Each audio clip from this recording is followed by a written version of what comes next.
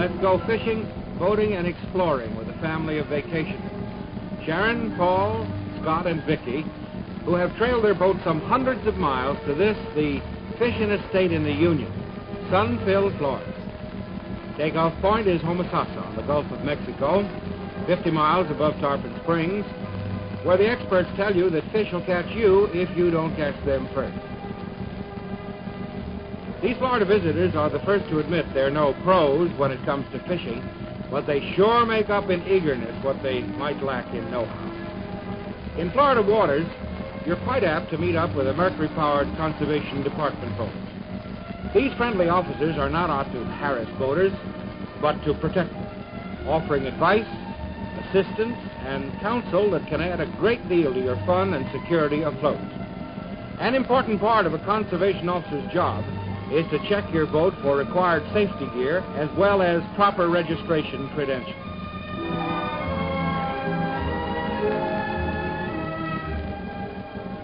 These men will help you with your navigation problems, too, pointing out areas to avoid because of shoals and reefs, and even help you find the best fishing spots. No conservation officer will actually board your boat unless invited, but they're welcome aboard today. Before leaving home, Paul completely equipped the family cruiser for safety, from a marine radio to a life jacket for every passenger. It makes for greater fun on the water because of greater safety. Everything's shipshape and the best of fishing to you. With some 1,200 miles of coastline and thousands of bays and inlets to patrol, these officers of the Florida State Conservation Department are great guys to have around. A fast MerCruiser stern drive, the latest word for inboard boating, powers this rugged offshore hull. It's the ideal little boat for big water. What a great thrill it is for a northern family to suddenly find itself on the blue waters of the Gulf of Mexico. They're deep water sailors now, so let's see what the Gulf has to offer in the way of action. The answer comes quickly. Something takes a liking to Vicky's fresh shrimp and tries to take off for the wild blue under. At almost the same moment, Scotty finds himself with a real rhubarb on his head.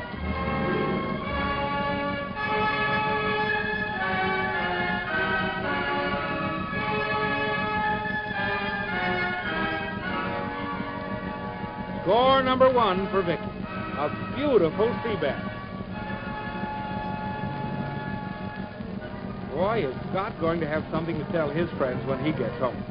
Maybe these upcountry tourists were amateurs to start with, but Florida can make them look like pros in a hurry. A sea bass for Scotty, too. And a whopper. Well, on the basis of the first catch, Vicky has to admit it's a man's world. A great thing about fishing in the Gulf is that it's so good you can take it or leave it. So, let's take a ski break. To borrow a word from Vicky and Scott, it's ski-rific. Sharon gets those tow lines over without a hitch. It's great to have a mother who knows her ropes. Now take up that slack and hit it. Water skiing has grown to become one of the world's most popular sports. And you don't have to be a teenager to enjoy it, either. Here's a sport for everyone from 6 to 60, or maybe a little older if you've eaten your spinach. A power horn is mighty handy for communications on the water. It's getting past lunchtime, kids, so come and get it.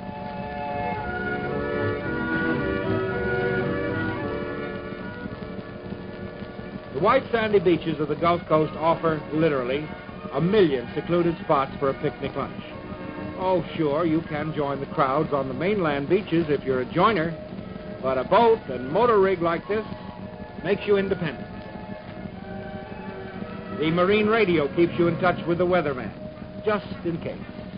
There's nothing like a private family picnic aboard a private family boat to bring a family close to each other and store up Technicolor memories that will remain sharp, clear, and brilliant for a whole lifetime. Fun time cruising like this is a living testimonial to the ever-increasing popularity of family boating. A boat motor trailer rig can be bought for the price of a couple of shoreside vacations, as millions know who have discovered the new open road of the open water. Southward past St. Petersburg, Sarasota, Boca Grande, through the intercoastal waterways of Naples, to one of the fishinest spots in the fishinest state, Big Marco Pass.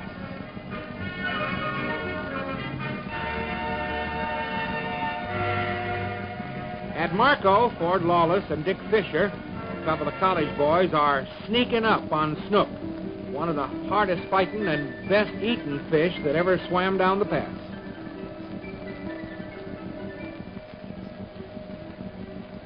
These sporty rascals are caught in abundance in the spring and early summer, and there's another run in the fall.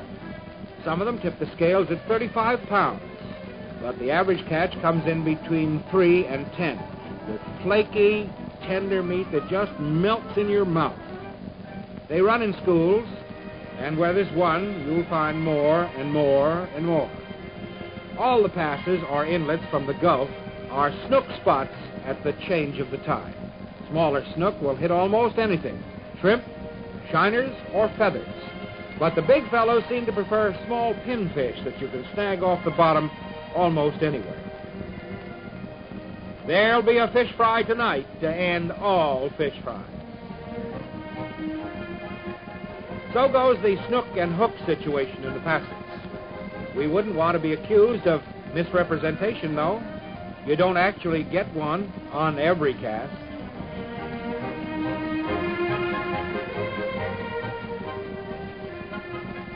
With Ford and Dick joining the fun, the compass points eastward through the 10,000 islands, past Shark River,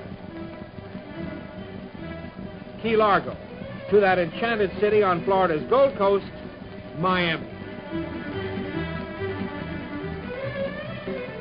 From Indian Creek, Miami Beach's famous Hotel Row rises in the background, with houseboats shadowed by the fabulous Fontainebleau Hotel.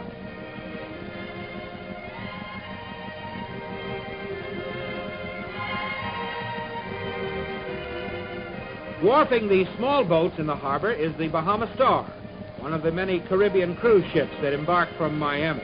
Actually, you can see a lot more of Miami by boat than by car. Northward up the Atlantic coast, you can see something else by boat, and get a lot closer than you'll ever get by car without a special pass. This is world-famous Cape Kennedy, home of the astronauts and moon shooters. A spectacular sight is this big radar picket ship called the Observation Island, vital home base of our worldwide missile tracking system. There's a Polaris submarine on hand, too. With fighting ships like these patrolling our shoreline and military installations, defying the imagination of Dr. Seuss, Cape Kennedy is truly one of the scientific wonders of this incredible space age. Here, too, you're apt to be visited by a courteous Florida Conservation Patrol officer who will tell you just where and where not to take your boat along the Cape. He'll supply you with a special booklet listing the do's and don'ts around the Cape. He'll also give you a few tips on fishing. After all, what are a few things like Miami and Cape Kennedy compared to a tackle buster trying to shake a lure? Another strike, and Dad goes into action. Stand by with the net, Sharon. This fish means business and gives that rod a real workout. Maybe it'll be a big trophy for the game room. Easy now. Swim him in. With the kids ashore for sightseeing, Paul and Sharon stick to their guns, or rather fishing rods. Uh-oh. It's a vicious bull shark that even the pros hate to hook into.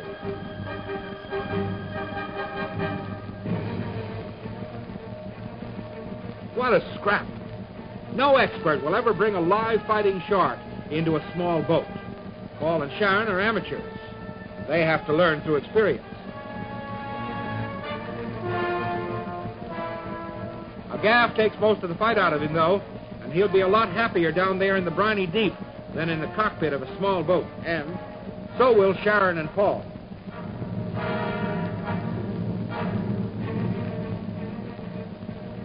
With Cape Kennedy behind them, Titusville, Daytona Beach, Marineland, and St. Augustine are the next ports of call on this Florida Fishcapade. Here comes another shark, this time landed by Dick, one of our college friends. Since Dick hails from the down east port of Boston, he recognizes something special in this small specimen with the big teeth, a species that would be welcomed by famed Marineland.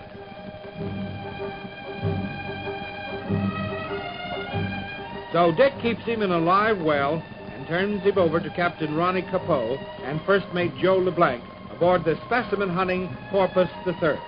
Ronnie and Joe are sort of Frank Bucks of the sea. They bring them back alive for the enjoyment of thousands of tourists who visit Marineland.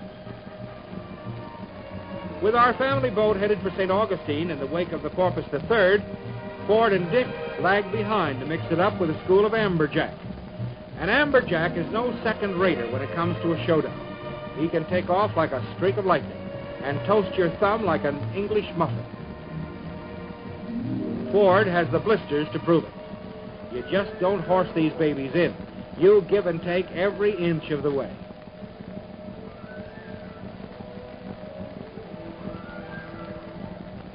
There's a whole school of them around the fish on that hook, probably wondering what the commotion is all about.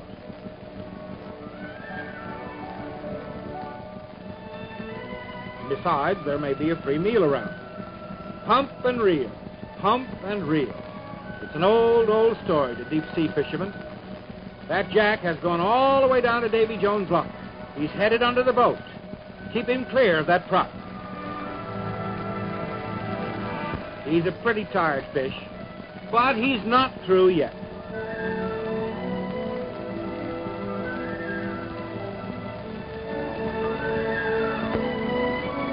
He sinks the gaff and the battle is over.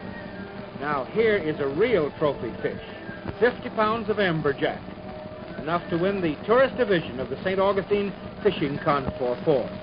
Sure lives up to his name and the fishing tradition of Boston. He's hooked into a 35-pound cobia, another gamester that gives no quarter until the final bell. You have to see it to believe it, and marvel at these thrill-packed Florida fishing waters.